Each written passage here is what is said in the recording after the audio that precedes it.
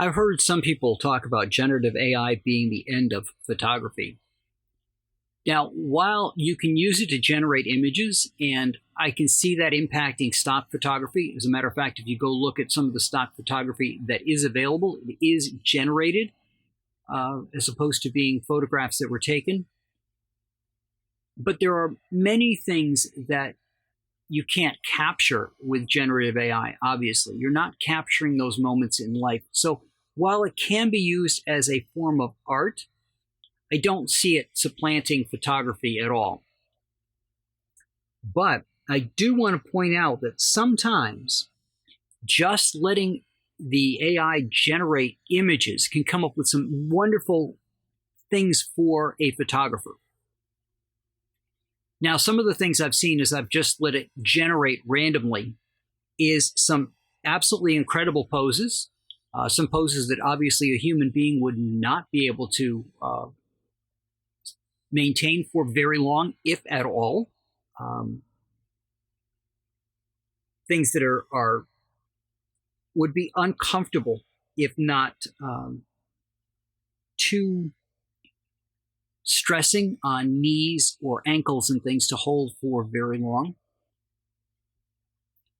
But it does allow you to get this series of poses and then go through each one and critique them.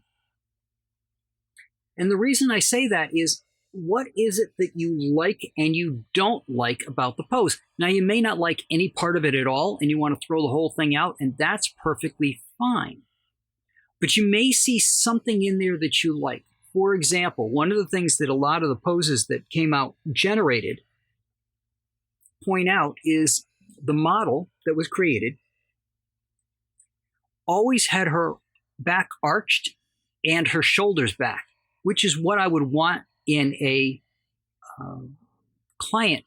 That's what I would want the client to do, to stretch out that torso, doesn't matter if it's male or female, and to pull those shoulders back so that you emphasize the chest more. Having the hip shunted out to the side for a woman is another way of adding curve to the body. So it might be worthwhile to just generate a bunch of images and see what you like. Now, I do not use the online ones. I have grabbed Stable Diffusion and set it up on my computer so that I can just generate these images. I don't have to worry about other people seeing them. I don't have to worry about quotas. I can just go through and generate those images. And I've got some stuff in the YouTube channel about that as well. But just keep in mind that you can use the generative AI for new ideas. And you can change out your prompts to come up with really cool things that you may be able to pose a model that way, or at least come up with different aspects of that pose that you like and you don't like. And it's just as important to see what you don't like as what you like.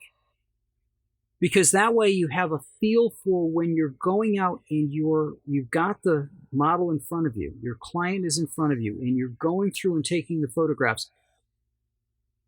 If they move into a position that you already know you don't like, it saves you time because you already know you don't like it. You're not taking the photograph and going, yep, let's redo that one. Or worse, having a whole bunch of photographs done and then having to go back and, when you're calling them, realize that there's just certain poses you don't like. So this gives you a little bit of a way of seeing all these different types of poses without having to put your client through having to be in all these different types of poses. And you can change out the body shape depending upon the prompts that you use as well, so that you can really get a feel for what works well for different types of body types, as well as what you think your style is. What in there that you're seeing is the way you want your photographs to look and the way you want to pose your models. Then if you want to, you can always take those and use them in a photo guide of some kind, including coming up with ways of critiquing them so that the client has a good grounding in what it is that they're going to do on the day of the photo shoot. So they're not worried about how they're going to pose. They have a idea of what they want to get and how they want to look. And that's what I got for you this one. Talk to you guys next one.